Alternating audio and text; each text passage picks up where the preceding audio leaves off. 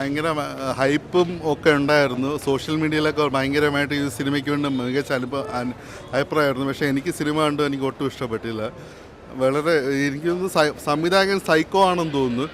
ഒരു cinema, 2 cinema, 3 cinema, ബ്രഹ്മാഗിയൊക്കെ okay, വേറെ കാലഘട്ടം നടക്കുന്നു. ചാത്തൻ്റെ ഒരു ഇൻഫ്ലുവൻസ് അതൊക്കെ പറയുമ്പോഴത്തേക്ക് നമ്മുടെ മാനസികമായിട്ട് നമ്മൾ പ്രിപ്പയർഡ് ആവാം. ഇത് വേറെ ഇപ്പോൾ കറണ്ട് സിറ്റുവേഷനിൽ നടക്കുന്ന ഒരു സിനിമയെ വെച്ചിട്ട് പുള്ളിക്കാരൻ്റെ പുള്ളി ഒരു സൈക്കോ ആണെന്നാണ് എനിക്ക് തോന്നുന്നത്. സംവിധായകൻ സൈക്കോ ആണ്.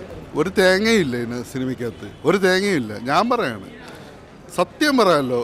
എനിക്കാണ് പുള്ളിക്കാരൻ്റെ ഫാൻറ്റസി, ഹൊറർ ഫാൻറ്റസി മറ്റതൊക്കെ നമ്മളിതൊന്നും കണ്ടിട്ടില്ലേ. ലെനിൻ്റെ ശവം ഇപ്പോഴും വെച്ചിട്ടുണ്ട് അവിടെ. അതിൻ്റെ വീഡിയോ നമുക്ക് ഇപ്പോഴും യൂട്യൂബിൽ കാണാം.